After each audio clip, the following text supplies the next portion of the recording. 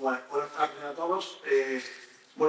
Quería pensar en esta de otra manera, pero bueno, lo han decidido hace escasos minutos, pues me gustaría principalmente darte las gracias a todos ustedes por haber aguantado, por haber mantenido firme la opinión de que se manifieste la libertad de expresión hoy en esta sala y por haber dejado ahí fuera a que hayamos podido dar proceso a esta charla. Así que muchas gracias a todos ustedes, a los asistentes. Y bueno, por supuesto, para empezar, voy a ser muy breve, ¿vale?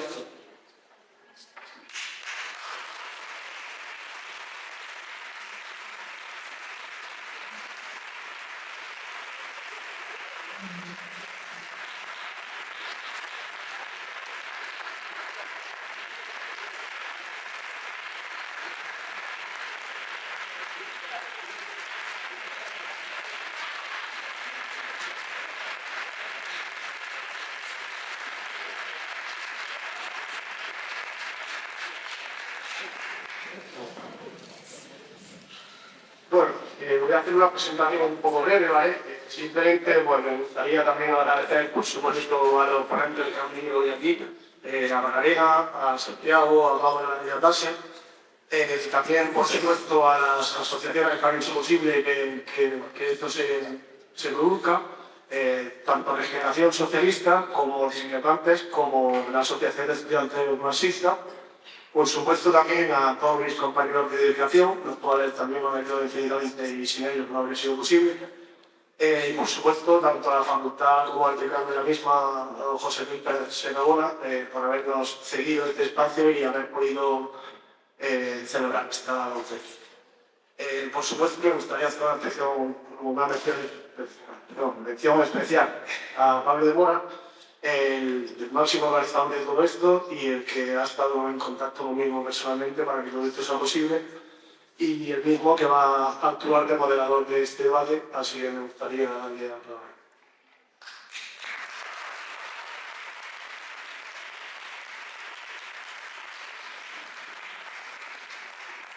Gracias a todos los que estén aquí por hacer posible un año más el debate en la Facultad de Derecho. Gracias a esta casa que siempre nos acoge y que más decir que lo que ha sucedido fuera. Pues sí, tremendamente exhausto de lo que ha ocurrido y la libertad de expresión se tiene que defender hoy día a capa y espada y no dialogando. Y dialogando porque estamos aquí en un espacio para hablar de un tema que es el feminismo. Y es un tema muy importante y muy arraigado en nuestra sociedad. Y estas personas, con un magnífico currículum, no solo académico, laboral, sino también personal, porque tengo relación con los cuatro, sino también porque es un espacio que podéis participar de ustedes como el primer. Pero antes de explicar, vamos a dar paso a la organización Regeneración Socialista, le doy la palabra a Jesús, su presidente.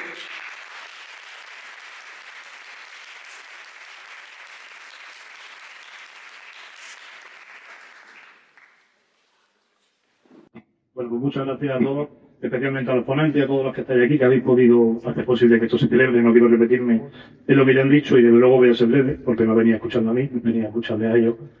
Pero sí quiero hacer un breve apunte. Mira, cuando yo comencé la universidad, que coincidió más o menos con el auge de Podemos y ciertas asociaciones y grupos que se adhieren a su órbita, se empezó a usar en la facultad un término que a nosotros nos hacía gracia. A día de hoy ya no nos hace gracia viendo las consecuencias que acarrea. Y era el de que la universidad es un espacio seguro. Y quiero detenerme aquí solamente porque voy a atacarlo de frente. En la vida, en mi opinión, hay pocos espacios seguros. Pero la universidad, desde luego, no solo no es un espacio seguro, sino que no tiene que serlo. Desde luego no estoy hablando de violencia física y de violencia verbal. A lo que me estoy refiriendo es que la universidad es donde uno viene a construirse. Y uno se construye mediante el debate, el diálogo, aceptando que sus ideas puedan ser destruidas por otros, pueden ser tumbadas. ¿Por qué pueden ser tumbadas? Porque a lo mejor no tienen los argumentos necesarios para sostenerlo. Y en ese caso te está construyendo porque te está permitiendo poder volver a reedificar esa casa de tu pensamiento. Entonces es una pena que a día de hoy tengamos, como decía mi compañero Pablo, que para poder celebrar estos eventos recurrir a lo que la situación que se ha provocado. De nuevo, muchas gracias a todos y os quiero insistir en esto. La universidad no es un espacio seguro de ninguna manera. La universidad es, para empezar, una maravilla porque nos permite construirnos en el diálogo con el que no comprendemos, con el que no entendemos, con el que puede ser a lo mejor nuestro oponente diametral. Pero es ahí la única forma en la que uno crece.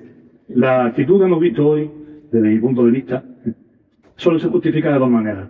Por una inmadurez que te impide aceptar que otro que no opina como tú es intachable, y por lo que desde mi punto de vista es un sectarismo político que se cuenta en ciertos grupos y en ciertos partidos políticos que están hoy en España.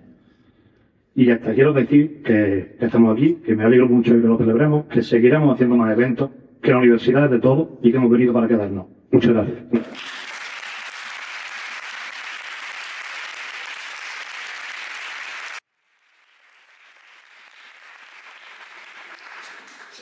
Muchísimas gracias, Jesús, por tu palabra y por los panelismos que estamos, porque también, brevemente, la otra organización se llama Discrepante, @discrepante en Instagram, y nuestra labor es discrepar y dissentir de todo, absolutamente todo, que postura radicalmente opuesta y mirando siempre lo que es lógico.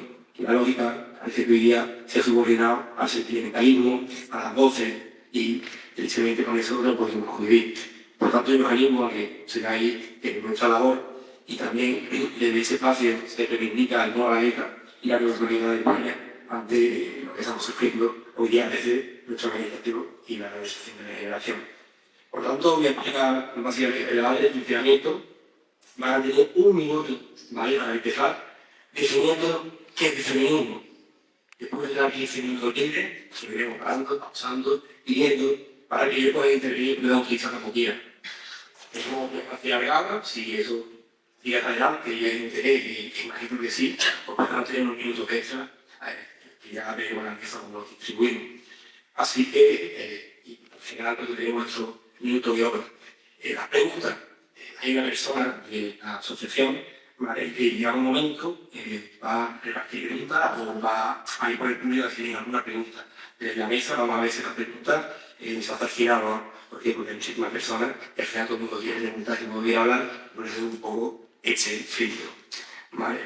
Pues desde esa variación empezamos con Tase. Tase, ¿qué es el feminismo? Sí, lo que queráis.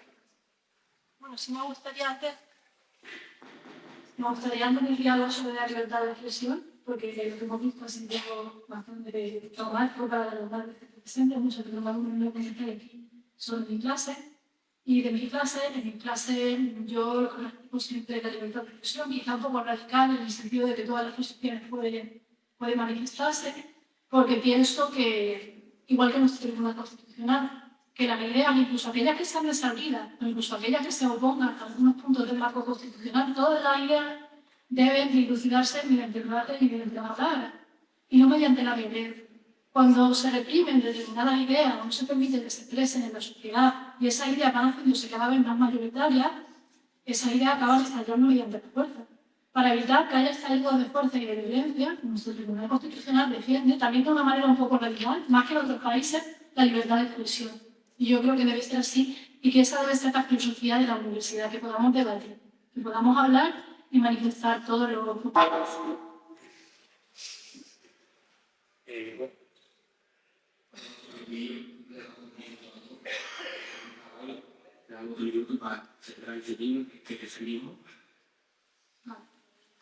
el feminismo supone que aquellos problemas que tú creías que eran personales, no sé si pensabas que solo te pasaban aquí, descubres que en realidad nos ocurren a todas las mujeres, o casi todas, por el hecho de ser mujeres. Por ejemplo, en el trabajo te decían que no te dedicabas demasiado porque eres madre, que has sido madre. Y en la familia te dicen que por qué no dejas el trabajo, te dedicas a la maternidad y a que cuidas poco de tu hijo. Entonces, el feminismo consiste en darte cuenta de que ese problema no es personal, sino que es un problema político. Muchas gracias, Santiago. ¿Qué es el feminismo? Buenas tardes. Sobre el incidente de antes solo diré la frase de Pinochet, la cantante. Si dentro de 5 años es irrelevante, pues eso. Las ideas que voy a exponer las he trabajado junto con mi pareja, Alicia Herrera, que fue la mujer que aquí me convirtió en antifeminista. El feminismo hoy y aquí es una herramienta del liberalismo para mantenerse en el poder en las democracias capitalistas, apelando al voto de la mitad de la población a la que otorga un eterno papel de víctima que merece ser desafiada por agravios ancestrales con privilegios sociales que el Estado debe encargarse de proporcionarle indirectamente como manso proveedor o bien a través de la presión legal a los hombres con los que la mujer se relaciona o sea relacionado en todos los ámbitos como manso defensor. El feminismo lleva desde la incorporación de la mujer al mercado del trabajo, contrarrestando la conciencia de clase de las mujeres podrían haber adquirido y sustituyéndola por un identitarismo fraccionario, victimista e irresponsable que la enfrenta al hombre. El feminismo académico, por su parte, se encarga de defender esta idea de la deuda histórica que justificaría estos privilegios femeninos que el Estado demócrata liberal se encarga de gestionar y gracias a los cuales los partidos políticos y sus dirigidos ideológicos siguen afianzando la herramienta ideológica y utilizándola contra sus enemigos políticos a través del acoso o la censura. Y también sirve para descalificar como puros la dominante a los que pretenden exponer las injusticias que generan las leyes y medidas feministas. Nada más, luego. Sí, Santiago. Paula, tiene la palabra. Bueno, en primer lugar, ¿se me escucha? Vale, en primer lugar, muchas gracias a todos y a todas por estar aquí, por apoyarnos ante este sectarismo. O sea, realmente las feministas estamos muy aburridas de este tipo de calumnia, de información, de injuria que obedece eso, a no querer debatir, a no querer hablar. Santiago, Macarena, Tasia, yo, todas en redes les hemos dicho a esta gente que hoy estaba aquí que por favor vinieran, que nos escucharan. Son universitarios y que se trata de eso, ¿no? De confrontar ideas y de ver a través de esa confrontación. Y no ha habido manera. Entonces, pues bueno, simplemente dar las gracias a la organización y a todo el mundo que ya está aquí.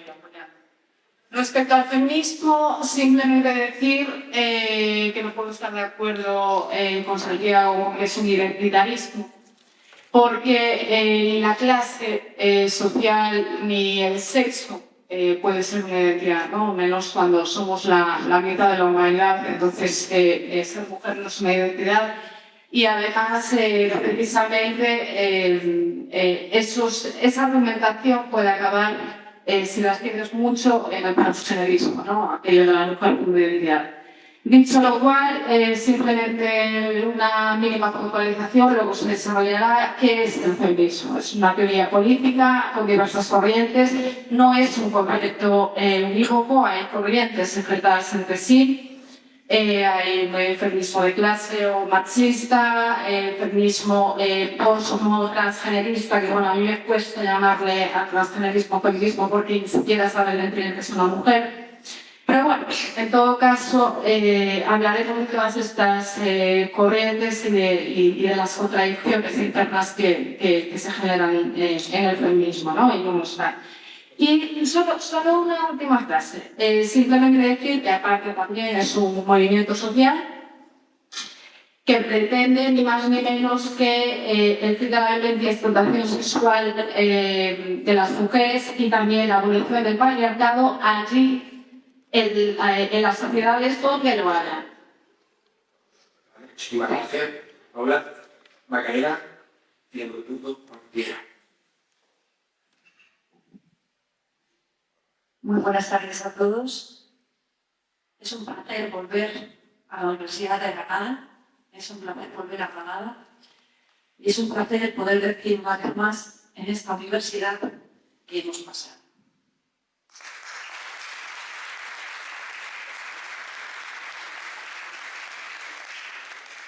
Soy mujer, tengo 45 años, tengo un niño de 5 años, soy española, soy política, soy abogado del Estado, en la actualidad soy director activo de la Audiencia Nacional.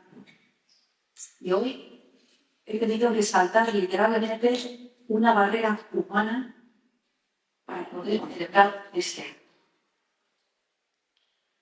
Yo no sé si eso puede o no definirse como feminismo.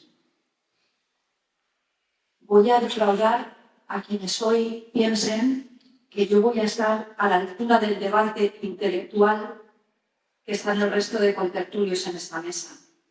Si vosotros, como os ha pasado a mí, no habéis entendido la mitad de lo que ha dicho Santiago, me comprenderéis perfectamente. Porque yo no soy una teórica, pero soy mujer.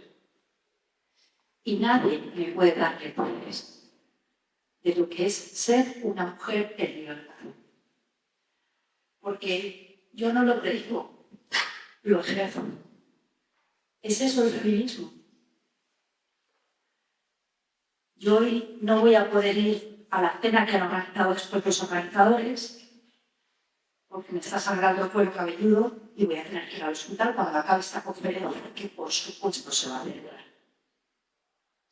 No sé cuáles son vuestras ideas políticas, pero tengo claro que si hoy estáis aquí es porque sois lo suficientemente demócratas como para respetar y escuchar voces distintas, que cuando uno escucha con atención, incluso hasta puede aprender de ellas y enriquecerse. Solo quiero decir que habrá que ir, porque puede que no esté de acuerdo con todas nuestras ideas, pero defenderé hasta las últimas consecuencias vuestro derecho a expresarlas en libertad. Eso es para mí el feminismo.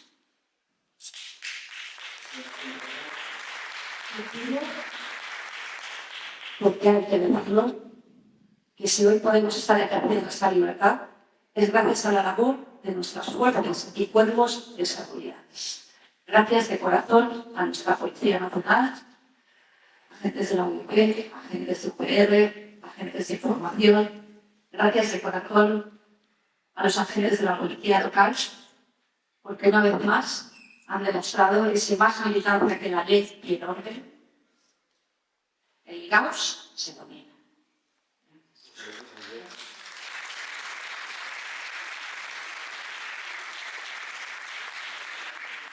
Tenemos 15 minutos cada uno. Por favor, el tiempo, ¿vale? Vamos a empezar como siempre. Gracias, Santiago, Paula y Margarina. Si hay alguna alusión, si quiere y esto, le decía esto aquí y Pablo y les pasa. Si te parece bien, Tacia, por alusiones de Santiago, comenzamos un poquito, ¿vale? Tiene 15 minutos, después de la Señora, una alusión nada más. Yo preferiría que empezara la clase. Vale. Solo quería comentarle a Paula que una identidad no es más que una cuestión desde la lógica formal. Entonces, las mujeres, la clase obrera o los hinchas de rama así también conforman una identidad. Una cosa es la identidad, otra cosa es el identitarismo como movimiento. Sí, pero es que tú lo estás definiendo como identitarismo, no estás... Vale, pero entonces me parece fundamental, ¿por qué? Vale. De 15 minutos en total, ¿vale? Y yo paro, live,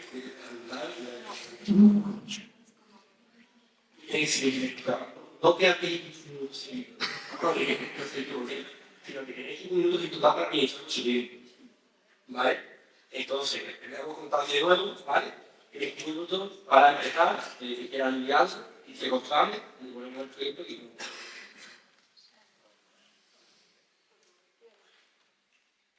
Yo pienso que Sí. el feminismo, sin duda, es necesario. Es necesario porque todavía no hemos alcanzado ni mucho menos la igualdad de oportunidades entre mujeres y hombres. Ahora mismo hay una diferencia salarial en España de 5.000 euros al año entre mujeres y hombres en el salario. Además, a nivel mundial, las mujeres solo tienen el 15% de la tierra, sobre todo de los hombres, y el 20% del dinero en propiedad. Las mujeres representan solo el 6% de las presidentas de empresas y el 25% de las alcaldías en nuestro país. Además, las mujeres se encargan en el 80% de los casos de las bajas por cuidado de hijos, cuando piden esas bajas para faltar de trabajo, lo cual repercute mucho en la vida de las mujeres trabajadoras y es una realidad que hemos vivido todas las madres y que impacta sobre nuestra carrera laboral a lo largo de toda nuestra vida, incluso durante la jubilación. Las mujeres trabajamos más, hacemos más tareas domésticas, hay una diferencia, las mujeres hacemos 3 o 4 horas diarias los hombres, 1 o 2, según las estadísticas, mueren, bueno, no mueren, son asesinadas por violencia machista unas 60 mujeres al año en nuestro país, y eso sin contar a las mujeres que son víctimas de explotación sexual o mujeres que son asesinadas por hombres que no son de su pareja. Si contamos esos casos, hablaríamos de una media de 70 o 80 asesinatos machistas al año, y eso solo es la punta del iceberg del fenómeno de la violencia machista. Las mujeres piden las excedencias por cuidado de hijos en el 85% de los casos y tienen el 70 o el 80% de los trabajos a tiempo parcial. Además, son las que se suelen quedar con los hijos después del divorcio y los hombres, en el 40% de los casos, no pagan regularmente la pensión de alimentos, a pesar de que la pensión mínima que se paga es 150 euros al mes. ¿A qué niño o niña se mantiene con 150 euros al mes? Además de todos estos problemas, las mujeres sufrimos violencia sexual, más incluso de la que sufrían nuestras abuelas, más trata que nunca, más prostitución que nunca en nuestro país. Nuestro país es uno de los principales destinos de la trata y de la prostitución del mundo, y sufrimos más cosificación sexual cada vez, sobre todo a través de los medios como las redes sociales. Por todo esto, el feminismo sigue siendo completamente necesario y quizá incluso más que nunca en este siglo XXI. Muchísimas gracias.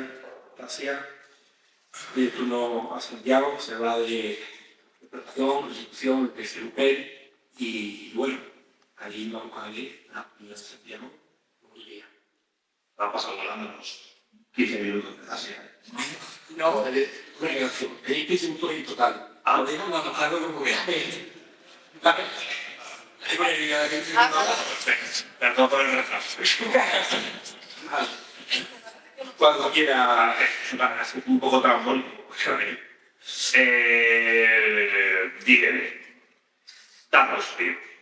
La Ley Integral de Violencia de Género ha generado medidas legales en hombres y mujeres en España por el hecho de que por el mismo delito hombres y mujeres sufren diferentes penas. No voy a extenderme en todos los tipos de delitos que nos ocurre esto, porque me da la sensación de que con todo lo que yo he preparado para esta charla voy a hacer 2 o 3 vídeos para el canal de YouTube. Así que habrá un chiringuito de jugones después de lo que estamos haciendo aquí. Pero solo voy a dar un dato.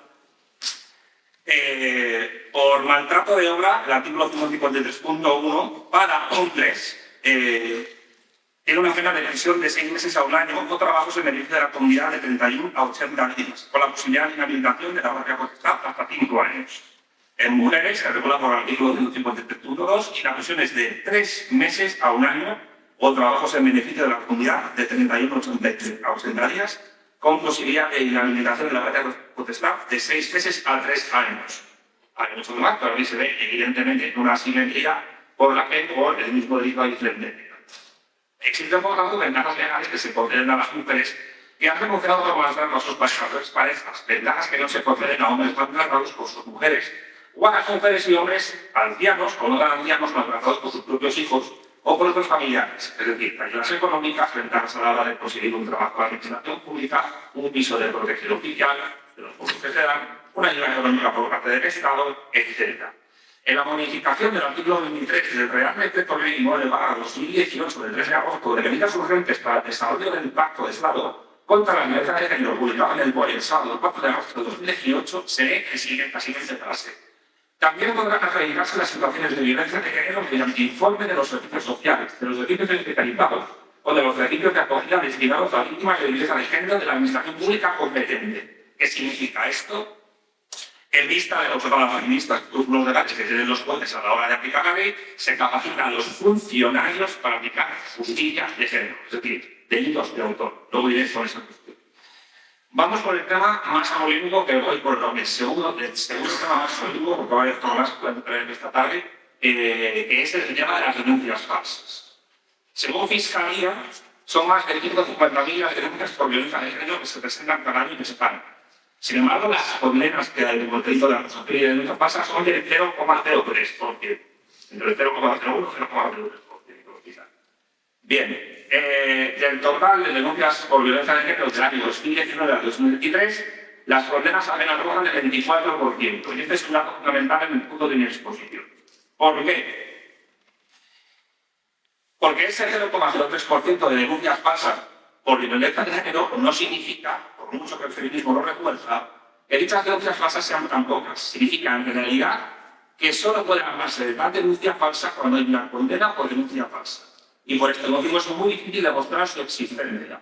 En el año 2020 no se produjo ninguna condena por denuncia falsa en España, según otra vez datos de Fiscalía. Y es muy difícil demostrar que una denuncia es falsa, hay que reconocer. Y a la vez es muy difícil demostrar la inocencia de los hombres en estos casos. De hecho, Fiscalía no persigue estas denuncias falsas, aunque existan. En el año 2021, según datos del Consejo General del Poder Judicial, el 80% de las denuncias por violencia de género terminaron en auto de sobreseimiento y archivo o sentencia absolutoria. Esto quiere decir que 120.000 terminaron en sentencia absolutoria. En España se presentan más de 60.000 denuncias falsas por violencia de género al año, y el 99,99% de las denuncias falsas por violencia de género quedan impunes. El archivo o sobreseimiento debido a la falta de pruebas es el lugar en el que acaba en esa mayoría de denuncias por violencia de género, y hace prácticamente inviable que los hombres afectados por estas denuncias falsas o archivadas o sobreseídas no puedan tener acceso a solicitar una indemnización por parte de la mujer demandante.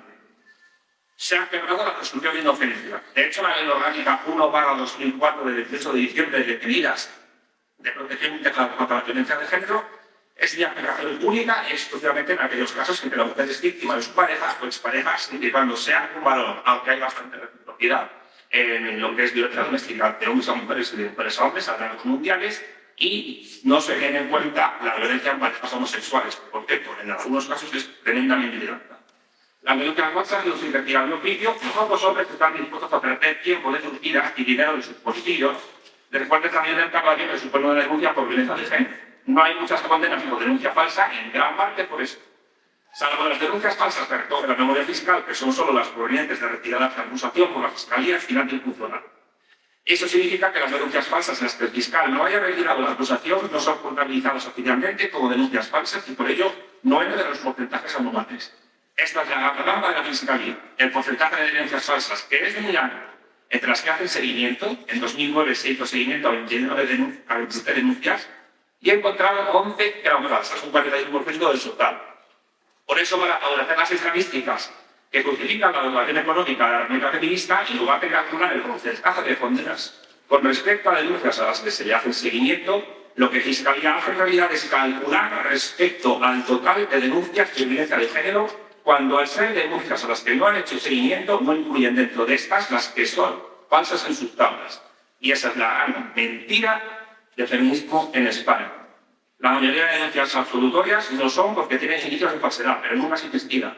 1 de cada 3 sentencias emitidas en instancia única por las audiencias policiales acaban en condena sin más pruebas que el testimonio de la denunciante. Claro, entonces las circunstancias de que básicamente el feminismo lo que hace es perseguir al varón por el medio de serlo, porque el feminismo es falso, que busque la igualdad entre hombres y mujeres, lo que busca es convertir el Estado en un matón, en un Estado policial que atente contra los hombres de clase obrera, que son los que tienen más dificultad para proveerse económicamente de defensa y para quitarles sus propiedades. Además se cree incluso que la educación puede modificar esos hombres de clase obrera, pero desde el principio por el medio expresanto. Aunque luego hay delincuentes, estos sí son asesinos de mujeres, a los cuales trata de reinsertar, como es el caso del asesino de Laura Nuevo, que estudió un manual de 500 páginas titulado Control de la agresión sexual mientras estuvo en cárcel y no sirvió para nada. Por lo cual, dada la idea de que el feminismo, cuando se aplica desde el Estado, no sirve para nada a la hora de acabar con todos los crímenes contra las mujeres que ocurren. Pero vamos al tema, digamos, más duro de que voy a explicar esta parte. Y es el caso de los suicidios de hombres que se han disparado en España a partir de la aplicación de la Ley Integral de Violencia de Género. El suicidio para el año 2022 que se ha convertido en la primera causa de mortalidad por no enfermedad en España, superando accidentes de tráfico e incluso accidentes domésticos, que es la mayor causa. En el año 2022 hubo un total de 4.227 suicidios, de los cuales 3.126 fueron de hombres y 1.101 de mujeres. Esto supone que de cada 4 personas que se suicidan en España, 3 son hombres. Los hombres se suicidan en España un 84,54% más que mujeres asesinadas por sus parejas o exparejas masculinas heterosexuales. Esto es una barbaridad. Y las mujeres incluso se suicidan más que las personas asesinadas por sus parejas heterosexuales, el 32,02%. ¿Te han seguido? ¿Quiere guardar aquella cosa o continúa? ¿Cuánto me queda? 7 minutos. Nada, sí. Luego puedes hablar. ¿Luego no puedo hablar? No, porque Bueno, veamos, tampoco igual, porque yo creo que iba a decir. como me quieran. Hay factores del equipo que llevan al suicidio, factores individuales, aislamiento social, problemas penales, legales, problemas financieros dirigidos entre otras cosas a la separación, que en muchos casos conllevan la sanidad económica y problemas legales, factores de relación, separación y divorcio, factores de comunidad, nosotros no influyen tanto, y factores sociales, entre ellos una nula o mínima cobertura mediática y carroteada según los casos de suicidio. No voy a enrollarme más porque, bueno, aprovecharé un minutito de réplica, pero sobre todo quiero dar un dato que es estremecedor. Con esto acabo. La mayoría de suicidios en España, por parte de hombres, se producen en la edad, en unas edades comprendidas de los 40 y los 59 años. Al mismo tiempo, la ley integral de violencia de género afecta sobre todo, porque han metido en cada uno de muchos casos, a personas, a hombres entre 40 y 59 años. Y al mismo tiempo, la inmensa mayoría de divorcios en España se producen en las edades comprendidas entre los 40 y los 59 años. Por tanto, Macarena y yo somos población de riesgo. En conclusión, ¿qué es lo que ha logrado el feminismo en España? Nada. Que los hombres... Nada. Lo único que ha logrado es que los hombres se maten, se suiciden y básicamente que lo hagan por el mero hecho de ser hombres. Eso es lo que ha conseguido el feminismo intencionadamente.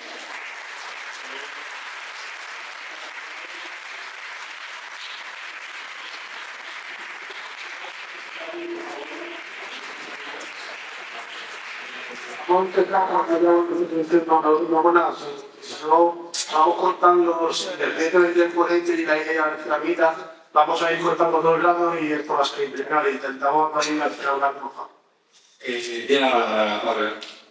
A ver, respecto a los suicidios... Respecto a los suicidios, con relación a la causalidad, me parece una afirmación que hace absolutamente atrevida decir aquí que los hombres se suicidan por culpa del feminismo y por culpa de las mujeres. O sea, si decimos nosotras eso, somos tremendas victimistas, somos de verdad, no asumas las mismas formas y dinámicas que tiene el feminismo institucional, porque me parece que la reacción que se genera a veces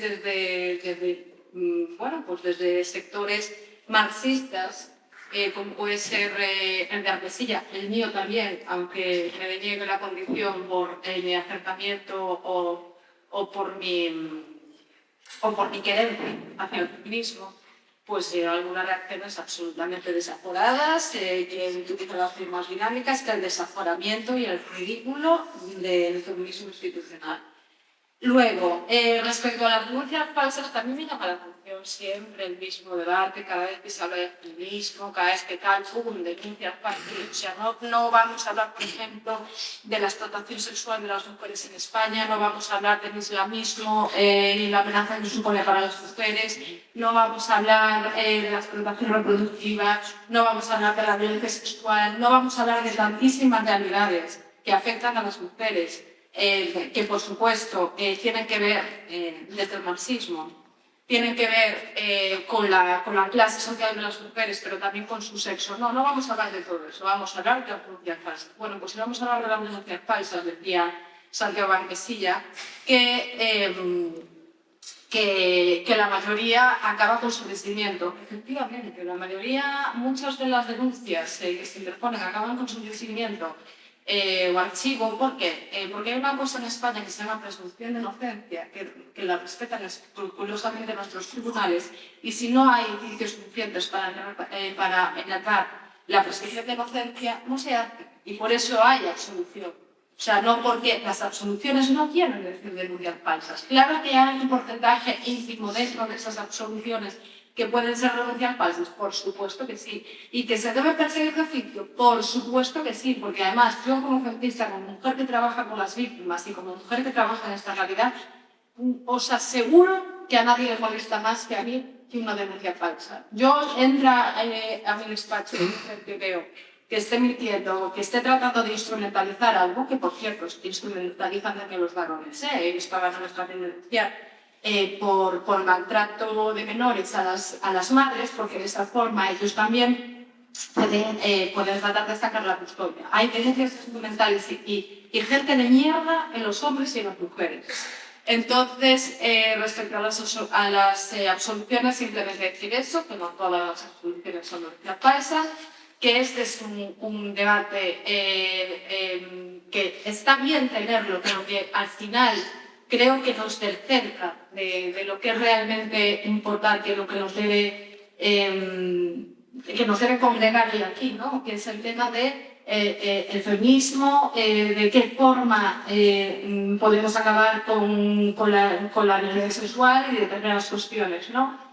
Y luego decir que, cuando decía Santiago, que no se persiguen las denuncias falsas, no le quito razón, pero es que no se persiguen esas ni ninguna. No se persiguen esas porque hay 5 para 40 millones de habitantes. Y lo que hay es una absoluta, una absoluta dejadez institucional, gubernamental, mejor dicho, ¿no? Que no se ocupa de dotar de medios a la justicia, y ese es el problema, el gran problema que tenemos. Y además, y luego, por ejemplo, el tema de las denuncias falsas, lo que más se da no es el ser de violencia de género, ni muchísimo menos. Hay otro tipo de delitos donde son más habituales las denuncias falsas, como por ejemplo fraudes de la seguridad social y determinadas cuestiones, ¿no?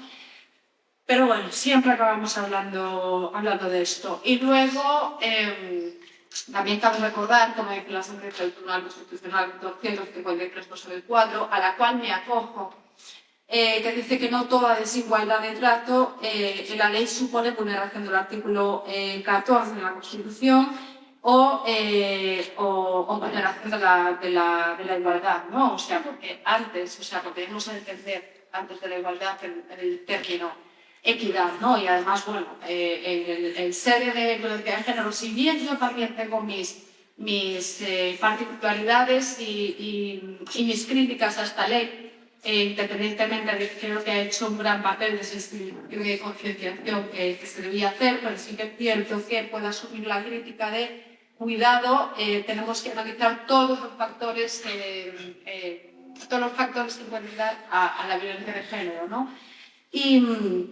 Pero sí es cierto que en este tipo de delitos también hay que jurídico adicional a la integridad física y emocional, que es la proscripción, la prohibición de conductas discriminatorias expresadas de forma violenta en el ámbito de la pareja. ¿Por qué? Porque venimos de ahí.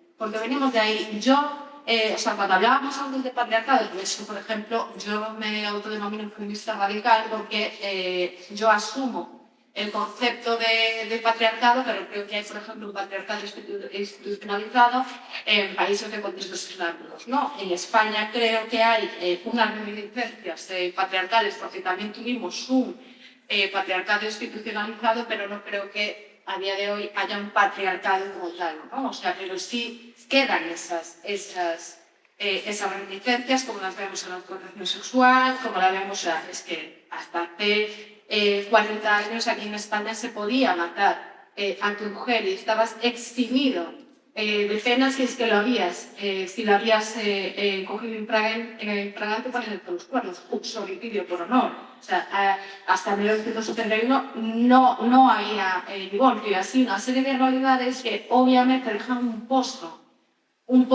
que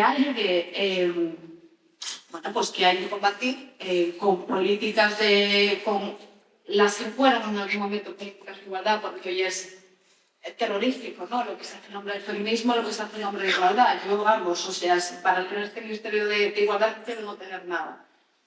Y creo que ya me estoy extendiendo mucho, así que doy paso y luego sí. Jesús, gracias, Pablo. Quiero hablar de la carrera. Bien. Bien, pues, ya tenemos la oportunidad en este foro de mantener un debate sosegado, no caer en absolutismos. Feminismo sí, feminismo no. En el feminismo, el movimiento feminista, ha existido una evolución. La mayor parte de los aquí presentes sois mucho más jóvenes que yo, que tengo 45 años. Y seguramente muchos de vosotros desconocéis que, por ejemplo, hasta el año 1975, en España, la mujer no podía abrir una cuenta corriente en el banco, o ejercer el comercio si no tenía la autorización de su marido. Yo nací en 1974, es decir, una vez aprobada la Constitución Española de 1978.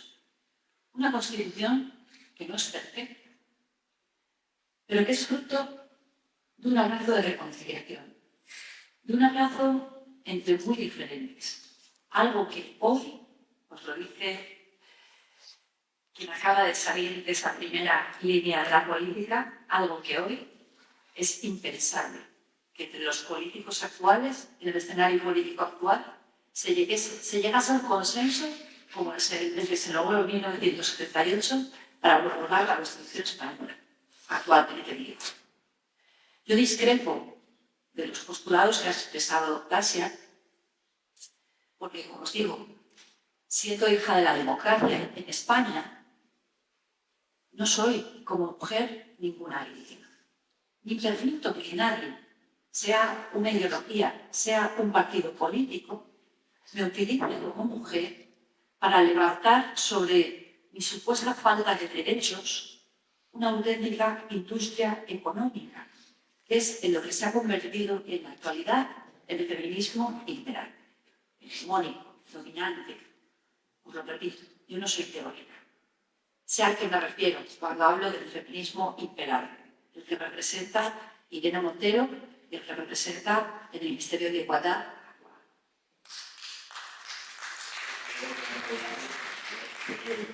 Si no nos esa evolución del movimiento feminista hasta llegar a la estampa que se ha convertido en la actualidad las políticas feministas que se imponen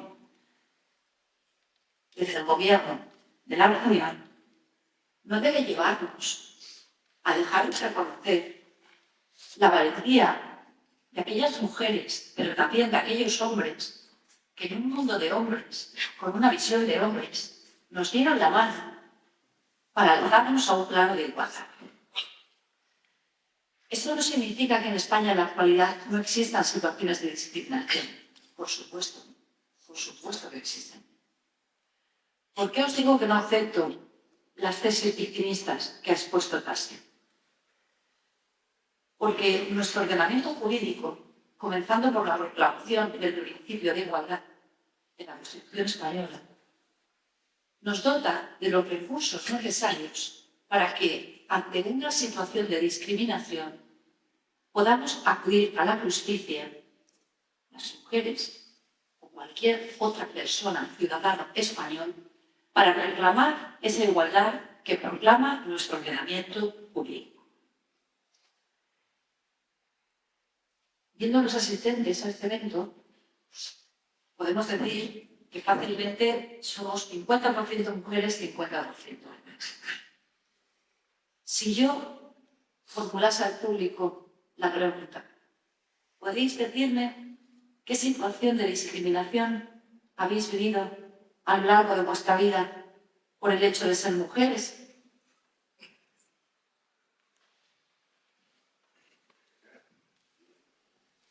¿Quién podría contestar? ¿Quién podría contestar? Porque la siguiente pregunta que yo formularía es, ¿y ante esa situación de discriminación que has padecido, acudiste a la justicia? Acudiste a la justicia. Porque eso es lo que hicieron nuestros mayores. Eso es lo que ha conseguido el movimiento feminista en sus orígenes. Luchar y alcanzar la igualdad de derechos y obligaciones entre hombres y mujeres. Ese movimiento feminista ha experimentado una evolución y en la actualidad se encuentra en lo que se conoce como la tercera ola del feminismo, que cabalga sobre un concepto concreto, el de la identidad de género. Una de las mayores amenazas a la libertad mundial a la que nos enfrentamos. Una identidad, ideología de género, que ha sustituido la realidad biológica por el concepto artificioso del género y que, en última instancia, ha dado lugar al borrado de las mujeres y, por tanto, a la tradición de todo ese movimiento que luchó para conquistar nuestros espacios. Las consecuencias están siendo catastróficas, porque no somos iguales. No tenemos una misma identidad, hombres iguales. Somos iguales en derechos y libertades, pero no tenemos una misma identidad. Las consecuencias de esa tercera ola del movimiento feminista están siendo terroríficas en todos los ámbitos en los que podamos pensar que se ha ido introduciendo, también en el ámbito familiar. Pero antes de abordar precisamente el objetivo de mi intervención en esta charla, que es hablaros a vosotros jóvenes de la familia,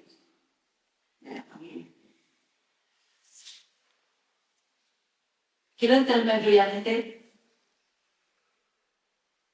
en el concepto de la violencia. El actual movimiento feminista, en su morfología tóxica en que se ha convertido, ha sido apropiado por determinadas ideologías de izquierdas que han sustituido la tradicional lucha de clases porque ya no se les sostiene el discurso de clase por la lucha de sexos, porque necesitan esa confrontación para sacar rédito político.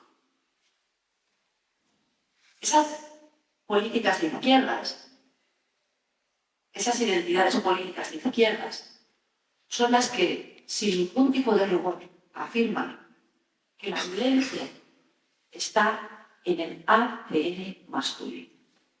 Y sobre ese concepto han construido toda una legislación y una serie de políticas que lo que hace es criminalizar al 50% de la población española por razón de su sexo, aniquilando un principio, derecho fundamental, que al menos sobre el papel todos los españoles teníamos reconocido en la Constitución española, como es el derecho a la presunción de inocencia, creando auténticos tribunales de excepción donde solo se juzgan a hombres, varones, que solo en caso de demostrar su inocencia,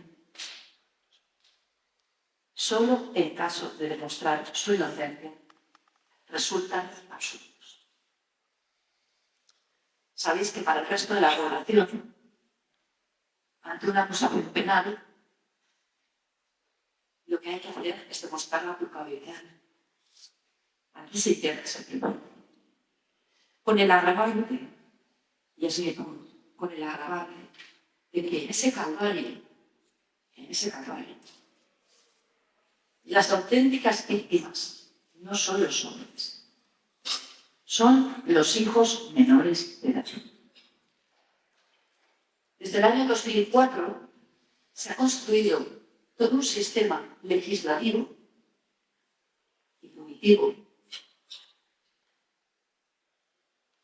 que ha creado una generación de hijos huérfanos de padres vivos. La última reforma legislativa se aprobó en el año 2021 del Código Civil y tuve el honor de ser la máxima responsable del recurso de inconstitucionalidad que se interpuso contra esa reforma del Código Civil y de la Ley de Enjuiciamiento Civil, que determina que por la simple denuncia, por supuesta violencia de género, se suspenda el régimen de visitas, se suspenda la custodia que pueda estar aprobada respecto de los progenitores que estén en un proceso de separación o divorcio. Hay que decir, como lo dijeron los políticos que defendieron esta reforma legislativa, que el daño no es tal, porque cuando acabe el proceso judicial, si no le resulta que no era culpable, se demostrará su inocencia, resultará absuelto y podrá recuperar a sus hijos. Yo soy madre de un niño de 5 años.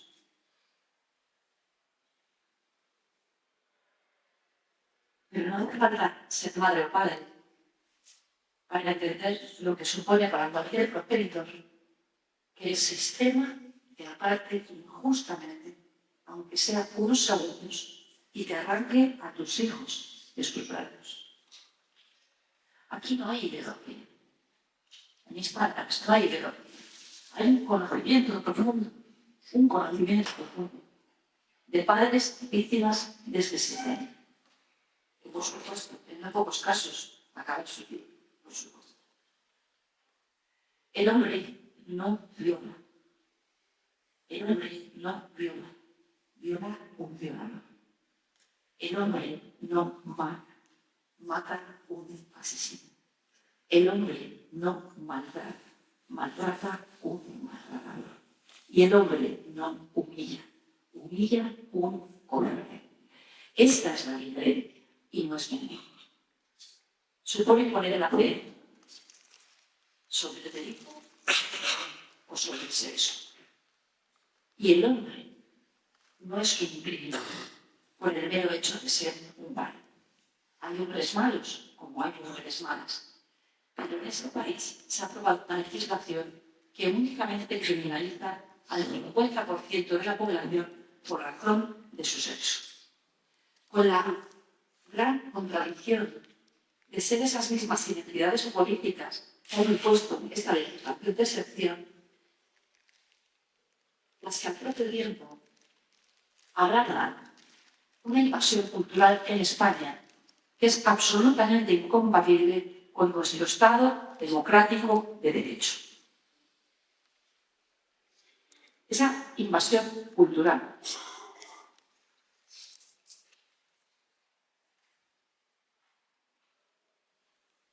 es la que da entrada en nuestro país a que las mujeres tengan que verse sometidas públicamente, cubriendo su cabello con un velo, con un niño. Esa invasión cultural es la que determina que hoy en España, mientras se criminaliza al varón por razón de su sexo, no se señale que hay culturas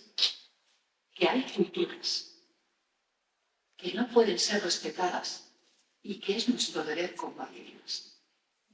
Porque no en España, donde afortunadamente hemos conseguido la igualdad entre los hombres y las mujeres. Pero si hablamos de Afganistán, si hablamos de otros países que se rigen por la ley Sharia, encontramos que la mujer vale mucho menos que una rana. Que la mujer vale mucho menos que una rana. Y esas culturas no son respetables y no se pueden imponer en nuestra casa. Alguien tiene que decirlo y asumir el coste del que llamen fascista, terrorista, xenófobo, ultraderecha, ultraderecha. Porque la realidad del sentido común y de la calle es que frente a políticas que aplacan el multiculturalismo,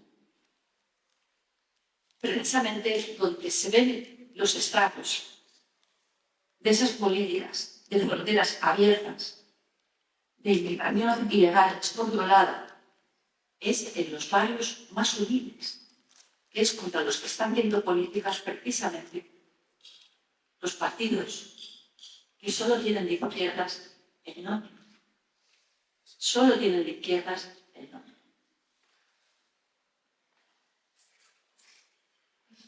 Hagan algo... Se me ha perdido, son 15 minutos que se me ha tocado. Son 8 segundos para concluir. Me lo haré después si quieren hacer algo que te parece. Porque de la familia, os tengo que hablar. No me puedo marchar sin hablar de la familia.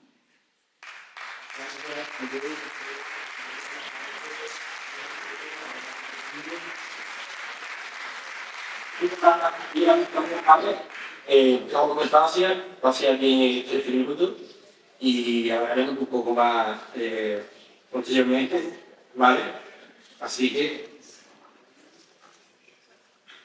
sí, todo esto, vale. Pues gracias, cuando quiera. Muy bien, ahora hablaré un poquito más que antes. Lo primero que quería señalar es que, en efecto, en épocas anteriores, en concreto del franquismo, en España, las mujeres vivían bastante peor que ahora. Vivimos mejor que nuestras abuelas. Ahora las niñas podemos estudiar exactamente los mismos contenidos de la escuela que los niños. También podemos estudiar carreras universitarias, que en aquella época también se podía, pero no se podía ejercer luego de ello, y ahora podemos ejercer de aquellas carreras que estudiamos. También podemos divorciarnos sin tener que dar causas morales al juez para acreditarlo. Podemos ser madres por elección y no por imposición. Podemos alcanzar el éxito en todas las esferas profesionales. Hacemos muchas menos tareas del hogar que antes, somos menos esclavas de ellas, de esas tareas. Y no pesa sobre nosotras un deber de virginidad o de decoro sacrosanto con una doble moral que imperaba en épocas anteriores. Todo esto no ha venido del aire, todo esto ha venido gracias a la lucha de las feministas, muchas de las cuales todavía están vivas y siguen luchando hoy en día por las políticas de igualdad entre mujeres y hombres. A pesar de esto, en algunas cosas estamos peor que nuestras abuelas. Si había patriarcado antes, también lo hay ahora. El patriarcado ha cambiado de cara, ha cambiado sus formas, pero sigue siendo patriarcado. Algunas de las cosas en las que estamos peor es que, como he dicho, hay más prostitución que nunca. Hay miles de mujeres en el mundo que están siendo víctimas de trata y para la explotación sexual.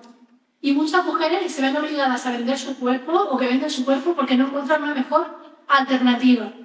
Y eso es una desgracia para un país. Que seamos un país de playa, sol y nubes. Y eso es una vergüenza para un país. Chavalotes también, y chavalotes. También, señalar... Ya toca otro momento, ¿vale? Gracias.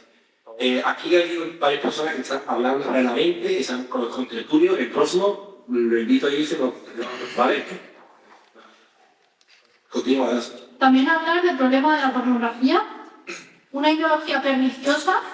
El consumo de pornografía está muy generalizado en la juventud y transmite la idea de que las mujeres están para seguir el placer sexual a los varones, no solo porque es una industria que fija los cuerpos de mujeres reales, sino porque llega a un nivel de degradación en la imagen de la mujer ya normalizado y un nivel de violencia que se considera normal y que permea incluso los medios de comunicación, las películas, el cine, las series de televisión y el arte.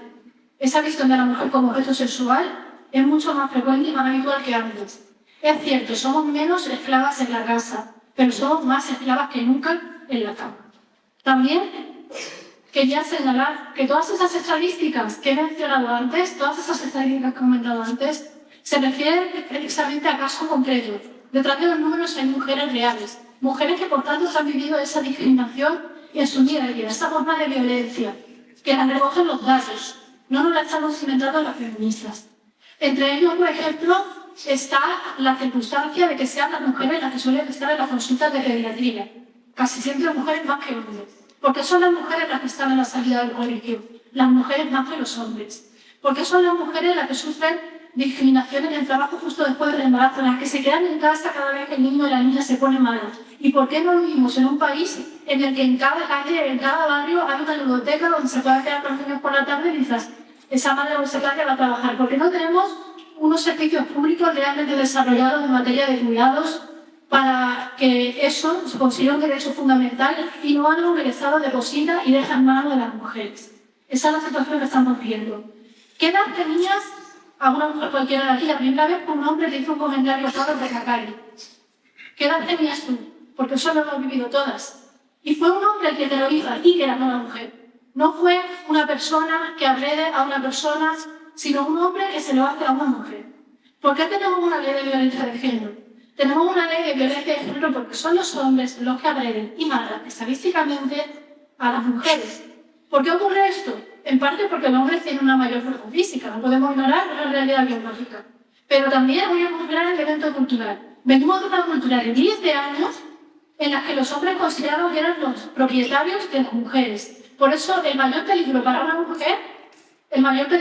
mujer es justo cuando quiere cansarse, cuando le dice que se quiere separar, que se quiere divorciar, que ya no quiere estar con él. Porque es una violencia de control, una forma de reafirmar que él es el propietario de ella. Porque es que castigan un poquito más los delitos leves, y con esto hablamos de una diferencia de meses, en el tipo máximo. Es decir, hablamos de una diferencia niña. Normalmente la pena es exactamente la misma. Pero ¿por qué hay una ligera diferencia en lesiones leves, maltrato de obra, coacciones o amenazas leves en la ley de violencia de género? Porque cuando un hombre, por ejemplo, por la calle le dice, a su novia, ¿no? Le dice, te voy a matar, eso es una amenaza leve. Si una mujer, sin embargo, se lo dice a su pareja, te voy a matar, son igual de amenazantes, implica el mismo riesgo de peligro real. ¿Objetivamente es exactamente lo mismo? O sea, ¿cuántas probabilidades hay? ¿Te asusta igual una persona corpulenta, más alta que tú? Cada vez pasa en pantalla de toda esa carga simbólica y social. Y de todos esos casos que vemos diariamente, ¿no? Y sabemos que los hombres de verdad matan a las mujeres. ¿Te asusta igual? Porque a mí no me asusta igual que mi hija me diga, te voy a matar. No me he hecho nunca tanta cosa a mi hija pequeñita. Pero no me asustaría que me lo diga alguien más débil que yo, que me lo diga alguien que físicamente tiene otra forma. Además, los hombres han recibido una educación en la violencia desde niños que las mujeres no hemos recibido. Es necesario que haya una distinción leve entre las penas, porque esa diferencia existe en el mundo real. También quería defender las políticas de igualdad y la ley de violencia de género. Esas leyes... Segundo, un poco. Sí, si tienen derecho a réplica, contestando para mí. Va, tenemos que Vale, y te queda 5 minutos, ¿vale? Tenía aquí 5 minutos para hacer por contestar para que haya un poco más de debate, pero la réplica para que haya un minuto, ¿vale? Vamos a animar un poquillo, que se me está quitando todo lo de los golpes en la cabeza. Afirma Kasia que cada vez somos más esclavas en la cama. Afirma Kasia, profesora de Derecho Constitucional, que cada vez somos más esclavas las mujeres. Está hablando del nombre de las mujeres. Que cada vez somos más esclavas en la cama. Mira, Kasia, yo no sé cómo eres en la cama. Es como no me importas. No sé si eres esclava, si eres dominatrix, pero estás seguro de que yo defiendo la libertad y el derecho de toda mujer a comportarse en la cama sin que nadie venga a censurarla, con total libertad. Y eso incluye a aquellas mujeres que son profesionales del sexo, algunas de las cuales representantes están aquí hoy presentes defendiendo que son mujeres adultas que pueden decidir sobre sus cuerpos, siempre que se ejerza con libertad y con conciencia. Muchas gracias, Macarena. Continúa los 7 minutos de Dacia, repito. Cuando quiera. Cuando digo que son más esclavas de la cama, me refiero a que las mujeres no son libres muchas veces en materia de su sexualidad. Por ejemplo, no es libre una amiga mía que fue violada por 4 hombres cuando salió por la noche. Le drogaron con burundanga y la violaron. Ahora mismo esa conducta está generalizada, cada vez hay más violencia sexual contra las mujeres. Esa mujer es libre. Cuando digo que estamos generalizadas violaciones, cuando digo que no somos libres, esa violencia sexual que se está implementando y que la sufren las chicas, es algo que opera contra su voluntad o que opera desde el moldeado que la pornografía y otros hábitos culturales se están generando a los varones. Llegar a ver a las mujeres como un objeto al que degradar. ¿De qué una persona son los autores? ¿De qué nacionalidad son los autores? No, este caso. Habla médico que en algunos casos sí. ¿De qué nacionalidad son los autores de las agresiones sexuales grupales? De esta agresión sexual, No, estás generalizando y estás señalando que cada vez somos más esclavas en la cama porque hay relaciones grupales. ¿Te das cuenta de la barbaridad que están diciendo? Que estamos ante jóvenes, que se tienen que pensar pero eres una mujer adulta con una experiencia de la vida. ¿Cómo te atreves a hablar a los alumnos de que cada vez somos más esclavas en la cama? porque decía que no se te queda por esa que no te metas en las camas.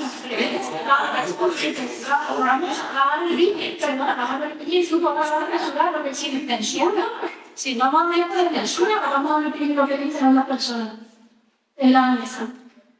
¿Estamos defendiendo la libertad de expresión, de verdad? Pues entonces, defender la libertad de expresión.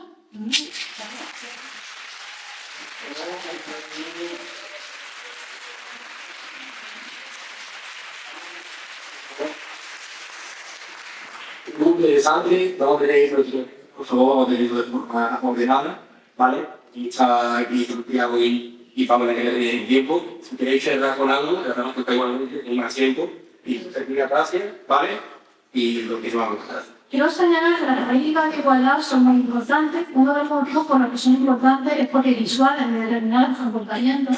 Hay muchos hombres que se piensan pegarle una torta a su mujer porque saben que eso está muy mal visto en la sociedad actual y porque saben que existen leyes que nos protegen a las mujeres.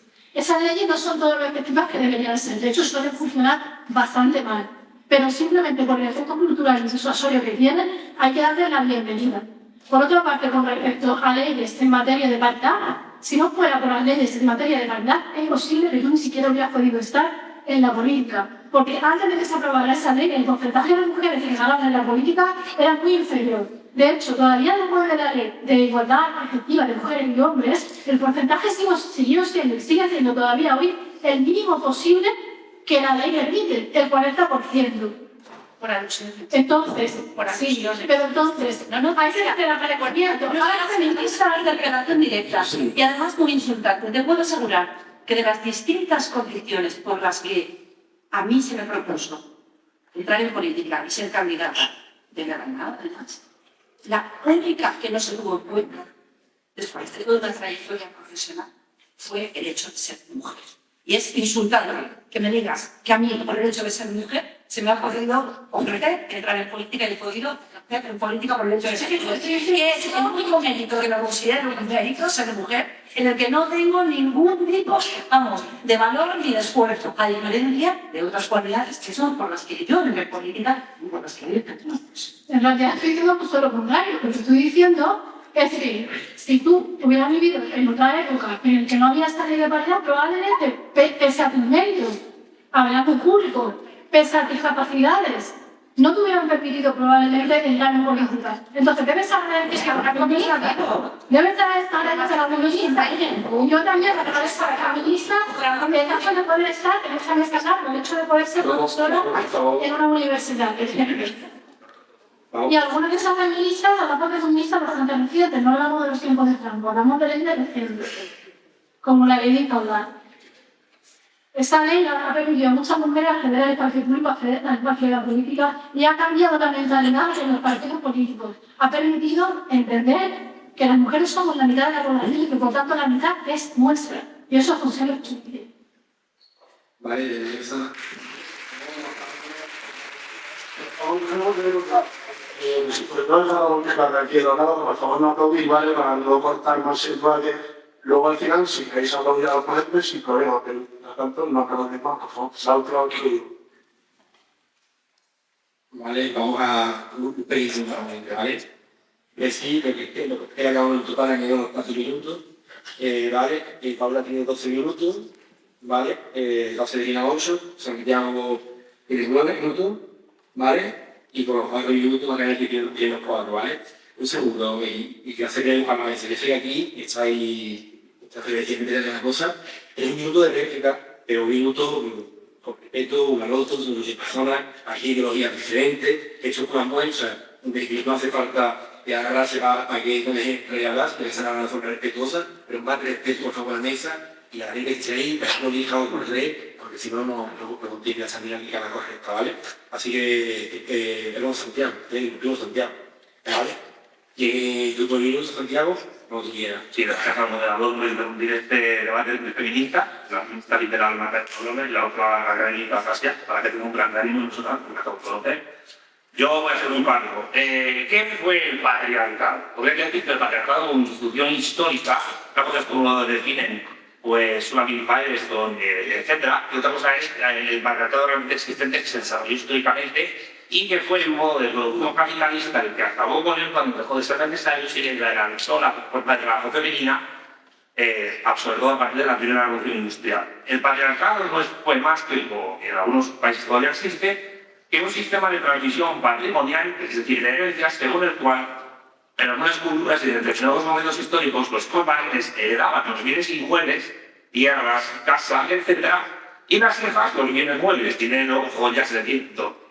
Era una forma de exogamia, de apareamiento fuera del grupo familiar, a nivel práctico fue muy útil a nivel antropológico para permitir esa exogamia, para cambiando más entre los humanos, En femenidad y legislar. En la legislación actual española las herencias se reparten independientemente del sexo del heredero, aunque hay que decir que esto ya ocurría, empezó a ocurrir en el franquismo e incluso se encuentran en las Cortes de León, en la Castilla medieval y en Aragón elementos que permitían romper esto, porque a través del derecho romano, mezclado con el cristianismo, la guerra de los ejércitos masculinos, etc., más luego la revolución tecnocientífica que vino a raíz de la primera revolución industrial, más un factor fundamental que es la reordenación completa de la vida doméstica en el hogar a través del desarrollo tecnocientífico que permite hacer labores en casa, gracias a máquinas y sobre todo de la píldora, eso paradójicamente podríamos creer no existe más en los países liberales, capitalistas ni socialistas. Pero aún así hay feministas que se empeñan en confundir patriarcado estructural con machismo residual y yo creo que es un error que hay que evitar. Con respecto, voy a volver al tema polémico de mi exposición, que es la cuestión de los suicidios masculinos. Es verdad lo que ha dicho Paula Fraga, correlación no implica causalidad. Ahora bien, desde un punto de vista no ya solo lógico formal, sino ontológico, el filosófico, no basta afirmar que correlación no implica causalidad para suspender cualquier análisis racional y crítico que permita ver las conexiones entre correlación y causalidad. ¿Y eso qué implica? Que en España existe al menos una correlación importante, lo voy a decir así, una correlación importante entre la aplicación desde el año 2004 de la Ley de Violencia de Género, la tasa de divorcios en España y la altísima tasa de suicidios en varones entre 40 y 59 años. Y esto es algo que por cierto corroboró el año pasado un estudio del Observatorio Demográfico de la Universidad San Pablo CE. Y aquí viene lo más controvertido y turbador, como decía. Si se investigase en profundidad el fenómeno del suicidio en España entre varones entre 40 y 59 años, y hay algunos de nuestra sala que están en esa población de riesgo, se podría concluir que la ley integral de violencia de género, no estoy diciendo las mujeres, no estoy diciendo siquiera feminismo, estoy diciendo la ley integral de violencia de género, que voy a poner millones de comillas en la palabra que voy a decir, mata a más hombres en España que hombres matan a sus mujeres o exmujeres en caso de violencia doméstica, llamada de género por el feminismo. Es decir, que cuando un hombre es denunciado falsamente, se le imputa que se suicide. Es así de simple, y eso lo hace el feminismo a través del Estado, porque el Estado es un Estado liberal y democrático, y por tanto un Estado cercano, un Estado policial, a través del feminismo, que es una ideología de raíz liberal, también hace lo mismo. Los hombres de clase obrera, la violencia y el matonismo. Y no me voy a enrollar mucho, pero sí quiero hacer unas 3 críticas a la feminista liberal, una cadena Aurora, a la cual tengo una gran discusión y que acabo de empezar ahora. En primer lugar, creo que hace... Ahora verás sobre, que es una feminista cubierta. No me dediques. No, porque me da la gana. Yo digo, soy un politólogo, soy un filósofo de base. No te gusta mi etiqueta, que significa, pero no me digas que te la... Yo, te la acabo de poner. Luego, si quieres, me pones una pregunta con se diga.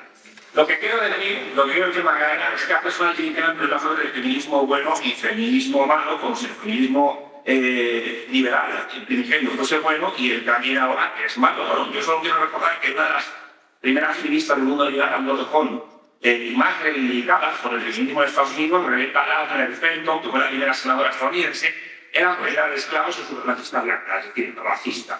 Y por no hablar pues, de la cuestión de que en un inicio el feminismo sufragista defendía su clase universitaria solo para mujeres de clases adineradas en Inglaterra, mientras que estaban en contra del sufragio universal y que, por cierto, tanto masculino como femenino, y que, por cierto, ejercían agresiones físicas contra los hombres que se negaban a ir a las trincheras en la Primera Guerra Mundial. Por no hablar, esto lo viene por otra cuestión, que es la segunda crítica que te voy a hacer en la cadena, que es que ahora mismo no se sostiene el discurso de las clases sociales. Es que uno de los factores que ha tenido la lucha de clases de Estados Unidos en el mundo de la historia es que se ha utilizado a la izquierda indefinida, y el feminismo es una izquierda indefinida, junto con el animalismo, el veganismo y el cuide, que es un hijo bastardo del feminismo, que es verdad que ahora le está quitando la competencia de las subvenciones, pero ha sido el feminismo internamente incluyó a los en su seno, y de acuerdo, sacar a los otros. Lo que quiero decir, Magdalena, es que si tú inoculas en las mujeres de clase trabajadora un feminismo de clase, ¿de qué clase estamos hablando? De la clase obrera, de la clase de mujeres, de lógica formal.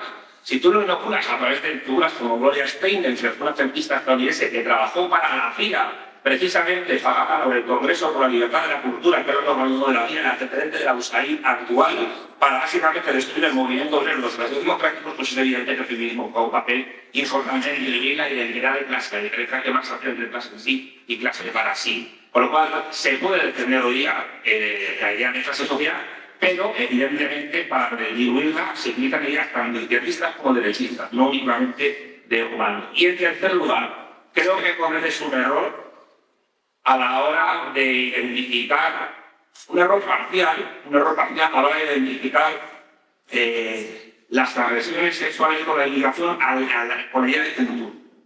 Y me explico por qué. Porque el problema no es la cultura en sí, cultura es todo. Es decir, cultura es este vaso que está botellado de agua, cultura es un teléfono móvil, cultura es la cosa bonita que has hecho en el pelo, eso también es un elemento cultural.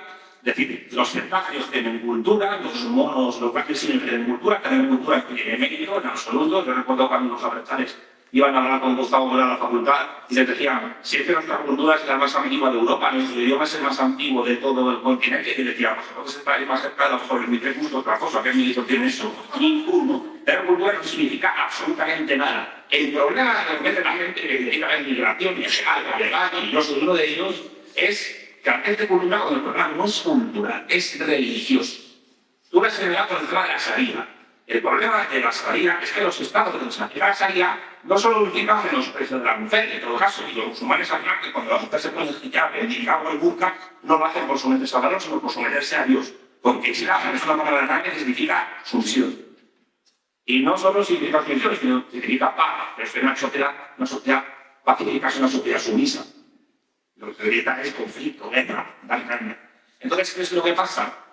Que como no entendiste el problema religioso y que el problema es que los liberales, los feministas liberales, no tenéis, digamos, herramientas para reivindicar una de las pocas herramientas que puede servir para contrarrestar el Islam, que es el catolicismo, aunque sea a nivel cultural, pues entonces tenemos un problema, porque no entendemos que el Islam no es una cultura, es una religión que ha constituido civilizaciones absolutamente complejas y que han adaptado territorios y millones de personas. El sunismo es la confesión religiosa mayoritaria del planeta ahora mismo, por el equivalente del catolicismo, y que además ahí no es que solo las mujeres que estén sometidas a la Sharia, que yo José Arcego estaría asesinado.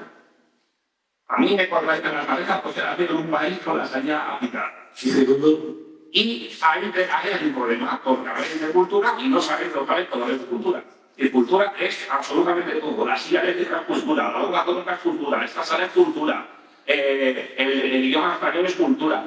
Dejad de hablar de cultura y hablar de religiones, porque el problema es religioso, porque hay musulmanes rubios y de ojos azules, hay musulmanes que son negros y hay árabes que son cristianos ortodoxos, ateos, laicos, etc. Y esto que tiene que ver con el feminismo, pues mucho. Vamos a ver, y algo con tiempo. Pues mucho, que no tengo un así que... Vale, en los finales, bueno, decíamos a Manuel, que me conteste, vale, tenían aquí 4 minutos, Santiago avanzado, ahora en 2 minutos, y casi 8, vale, ahora mismo un compañero de Generación Socialista va a pasar un polígrafo y papel a todos los que esté aquí, porque si quería hacer una pregunta a la mesa, y ya a mí, y para los 15 minutos finales, pues todos los 20 y va a responder. Así que, cuando quieras, Paula, de 12 minutos. Exactamente. Vamos a ir. Lo primero, no sé, son tantas cosas. Lo primero, solo está punto. Respecto a la izquierda definida definida o definida. Los movimientos políticos, las teorías políticas, cuando la izquierda se le llama definida cuando tiene un proyecto que torna o relativo al Estado, y cuando no, pues bueno, son víctimas indefinidas, como establecer esta izquierda posmoderna, identitaria, ¿no? Que se puede llamar extravagante, izquierda. Vale. El tema es que no todo el feminismo es izquierda indefinida, lo sabes perfectamente, Santiago. Por ejemplo, lo que se le llama ahora feminismo clásico, que no es más que el feminismo ilustrado con selección de Morós o de Pilar Morós o Amelia Valcárcel, han escrito la socialdemocracia, ¿no? Los de izquierda la escribo, pero bueno, tienen un proyecto definido claro. Entonces, bueno, para poner, si vamos a hacer políticas teóricas para ser lo más precisas posible. Eso por un lado. Por el otro, vamos a ver. Estoy de acuerdo con Santiago que cuando hablamos de velo hay que hablar de religión y además, bueno, el islamismo es un proyecto universal y universalizante que es mucho más allá de una religión. O sea, es política, es muy política, tiene unos planes y programas y desde luego las feministas creo que aquí tenemos que ser valientes y desde luego denunciarlo y estudiar las problemáticas que puede acarrear para las mujeres, por supuesto que sí, y también, como decía Santiago, para personas críticas con la ley islamía, ¿no? Entonces, desde luego, creo que en nombre del multiculturalismo, en nombre del buenismo, en nombre del izquierdismo, papanatas y ridículo, se están apuntando cuestiones que no debemos aceptar bajo ningún concepto, ¿no? Porque llegamos a un relativismo moral tal que he visto a izquierdistas o no sé, la piedra que tiene la cabeza para llegar incluso a legitimar cuestiones como la elección genital femenina, ¿no? Por tanto, ahí le tengo que dar la razón a Macarena, que hay culturas o prácticas culturales derivadas de la religión que no deben respetarse, punto. Esto por un lado. Igual que queremos prohibir el velo, porque yo desde luego quiero prohibir el velo, ¿no? En el ámbito público. Y quiero prohibir el velo porque es el símbolo político del Islam. Quiero prohibir el velo además porque significa la subordinación sexual de las mujeres y sometimiento. Y quiero prohibir el velo también, por lo mismo que quiero prohibir la prostitución o abolir la prostitución, porque impacta sobre la imagen que tienen sobre todas las mujeres. La prostitución, la pornografía, es una de las peores aflicciones que puede sufrir una mujer. Por supuesto, habrá algunas muy empoderadas, se dice que con las más pollas chupes más empoderadas estás, por supuesto que sí. Adelante. Pero esa minoría que tiene ese discurso no puede legitimarla en un concepto en lo que suele ser explotación sexual de las mujeres. Hay que escuchar a las mujeres supervivientes, hay que escuchar a las mujeres como Amelia Piganos, como Sonia Sánchez, como tantas y tantas que han salido de los prostíbulos que de milagro no cuentan. O sea, realmente la explotación sexual en España es un problema brutal. O sea, tenemos unas cifras tremendas. Se sabe, en Holanda, la propia alcaldesa de Amsterdam, que tiene allí un barrio rojo, que eso es para entrar allí y dinamitarlo todo, que es brutal la imagen que da sobre la mujer como si fuéramos cosas ahí en escaparates. O sea, ella misma ha reconocido, por supuesto, que ha aumentado la data de seres humanos con explotación sexual. Y si tú lo legitimas, lo amparas, y te crees que y lo legitimas desde lo jurídico, pues obviamente al normalizarlo, eso implica ese aumento de trata para cubrir la demanda. O sea, esto ha pasado. Entonces, bueno, creo que hay ciertas realidades de las mujeres en España hoy que son instituciones de subordinación sexual tremendas, ¿no? Como es el caso de la prescripción, como es el caso del velo, como es el caso de tantas cuestiones que creo que son las que debemos tratar como feministas, ¿no? Y luego también me parece que estamos como... ahora mismo el feminismo tiene como demasiadas amenazas y demasiados ataques. Y ya no solo el feminismo, o sea, las mujeres en general. Porque por un lado estamos con ese discurso cultural, posmoderno, del que decíamos, ¿no? Cuando es más pollas chupes más empoderada, no sé qué. Sin embargo, ahora enfrente tenemos esa reacción antifeminista que la puedo comprender. Por supuesto no la apruebo, pero la puedo comprender porque el mismo feminismo institucional que tenemos absolutamente destrozado e insoportable. Irene Montero y compañía lo que ha hecho es destrozarlo todo, con la ley trans, con la ley solo sí es sí. Bueno, en fin, casi yo fuimos de los feministas que contraargumentamos a la ley trans, a la ley solo y a la ley del sí es sí, advirtiendo de todo lo que iba a pasar, nos llamaron machistas, nos llamaron transfobas, y resulta que todo lo que dijimos que iba a pasar pasó, ¿no?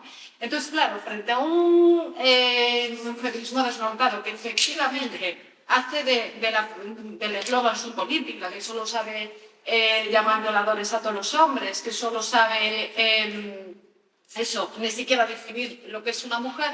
Pues claro, se ha dado una reacción antifeminista muy brutal en chavales muy jóvenes que vuelven con ese discurso totalmente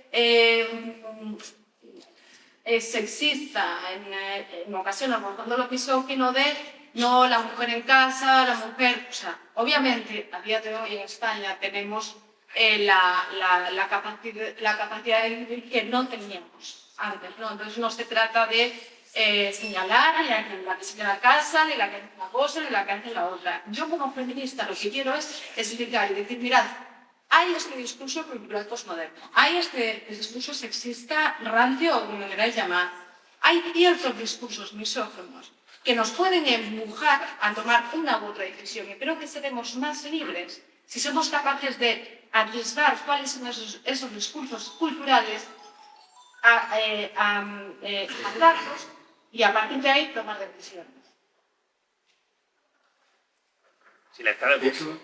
De hecho, esta móvil ya explica muy bien, ¿vale? Para ahí, tienes 4 minutos, intentar, si queréis ser más corto, para que haya un poco de debate, pero el poco tiempo que queda, ¿vale? Que haya varias intervenciones y diversas interpelaciones, perdón.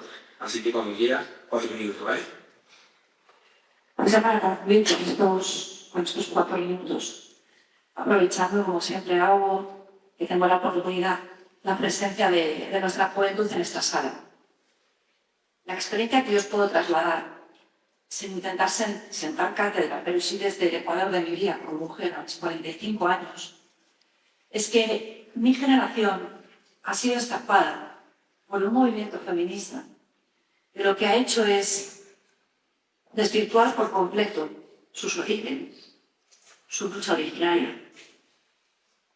De lo que has dicho. De lo que has dicho. De lo que has dicho, tercera vez. De una forma.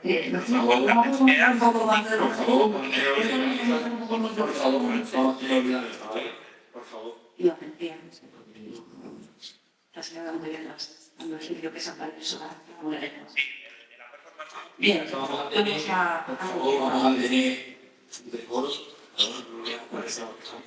esa estampa del movimiento feminista actual.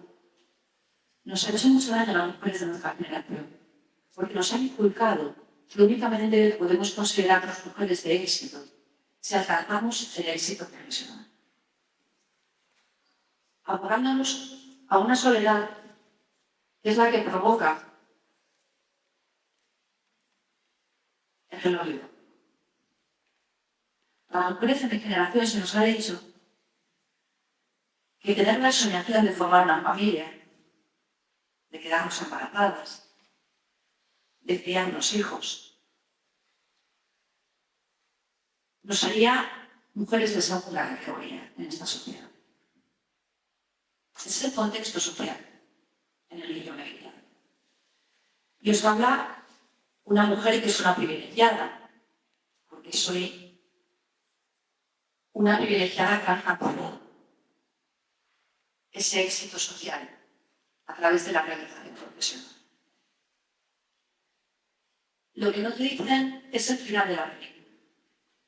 ¿Qué es lo que pasa cuando aquellas pocas mujeres que alcanzamos verdaderamente el éxito profesional nos vemos ya pasada la barrera de los 35 años, después de jornadas interminables, un día tras otro, solas en nuestras casas, sin más voz que retumbe en el eco de las paredes que nuestra propia voz o el eco de la televisión. Ahí es cuando por primera vez, cuando ya hemos alcanzado el éxito profesional, cuando ya podemos tener una cierta estabilidad económica, nos atrevemos a mirar dentro de nosotras mismas, no para pensar en qué es lo que quiere la sociedad de nosotras, sino para pensar qué es lo que queremos nosotras hacer con nuestra vida. Y cuando por primera vez nos atrevemos a atender al instinto maternal, que es un instinto que mayoritariamente tenemos de forma natural y biológica las mujeres, resulta que si conseguimos ser padres a partir de esa edad, es casi como un auténtico milagro. No os resignéis a alcanzar vuestros sueños, no los sueños que os impongan ningún movimiento, ideología, sociedad, sino los vuestros propios. Y luchar por unas políticas que no hagan que los jóvenes no puedan construir su propia vida, su propio futuro, como ocurre en la actualidad, más allá de los evidentemente y 40 años. No es fácil. Muchas gracias. Vale, realmente, ¿vale? Minutos de noche, yo utilizando el camino de eso, si o para mucho tiempo de todo, no de oro. Así que, pasa, estoy.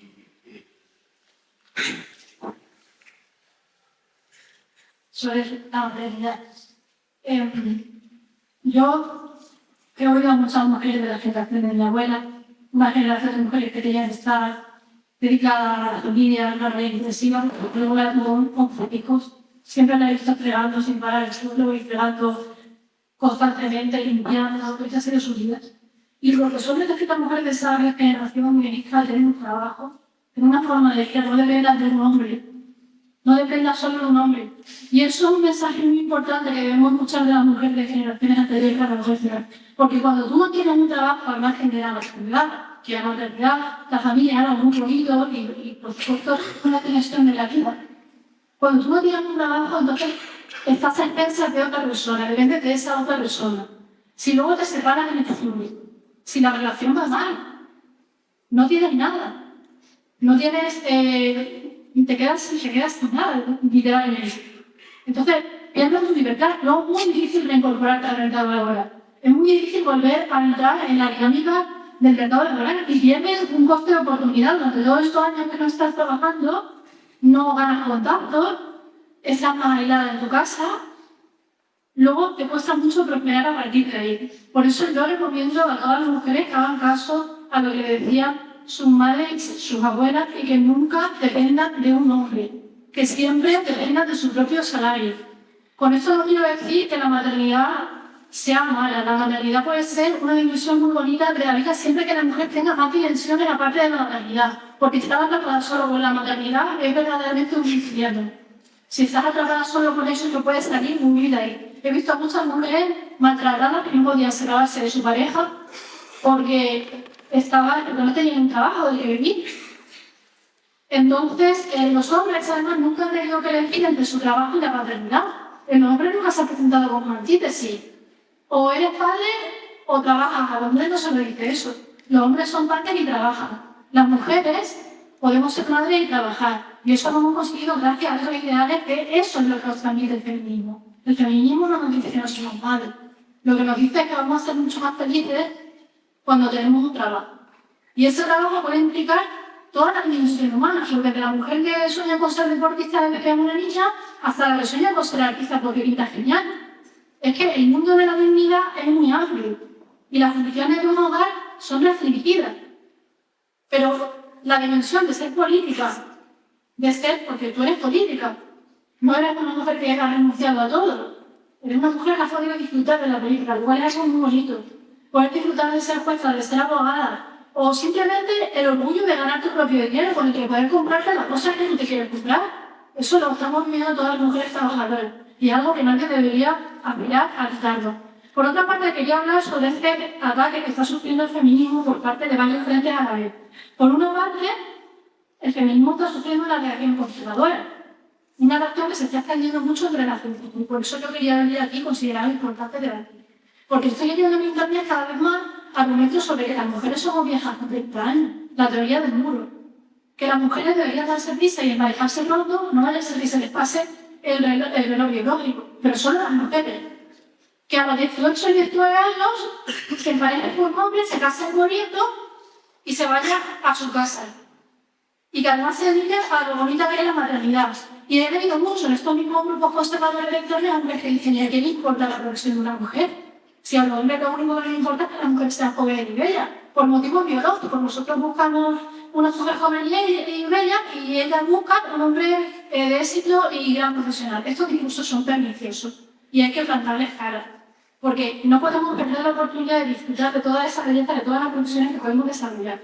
Por otra parte, tenemos a la izquierda posmoderna, una izquierda que nos está diciendo que ser mujer es simplemente un sentimiento y que las mujeres realmente somos privilegiadas por encima de otros grupos sociales y que deberíamos, por ejemplo, renunciar a nuestro deporte para que pueda competir un hombre que se siente mujer, pero que tiene una biología de hombre y tiene una ventaja. ¿Por qué las mujeres tenemos que renunciar a ganar en nuestro deporte? ¿Por qué las mujeres tenemos que renunciar a nuestro espacio? Se nos está pidiendo que pongamos a un lado nuestro derecho y prioricemos los deseos de terceros, de otras personas. Eso, yo no estoy de acuerdo, creo que eso es un ataque. Es la misma ideología posmoderna que también nos dice que una mujer es libre para prostituirse, que una mujer es libre para cosificarse y para grabar porno, pero nunca nos dice que eres libre precisamente para esto, para ser una mujer trabajadora, para estudiar. Nos transmiten un modelo específico de la mujer. Y por otra parte, el modelo que transmite el fundamentalismo.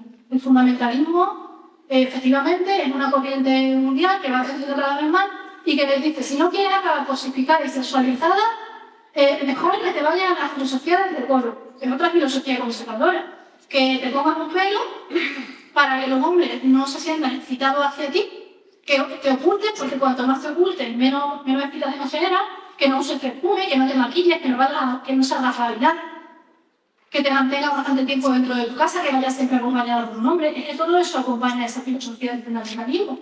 Es un integralismo que muchas mujeres jóvenes están reproduciendo como reacción a la cosificación femenina y como reacción a otros mensajes de la sociedad. Entonces, entre tanto ruido, el mensaje de las feministas apenas se escucha. No se está escuchando casi lo que defendemos las feministas, que es sobre todo ese modelo de la realización a través de los estudios, a través de tus pasiones, a través del deporte, a través del arte, a través de todo lo que permite el ámbito de la humanidad. Porque las mujeres somos seres humanos y tenemos derecho a esa realización tan completa que tienen los hombres. Muchísimas gracias, Pasión. Vamos con todo su tío a hablar y después de 10 minutos de hoy, ¿vale?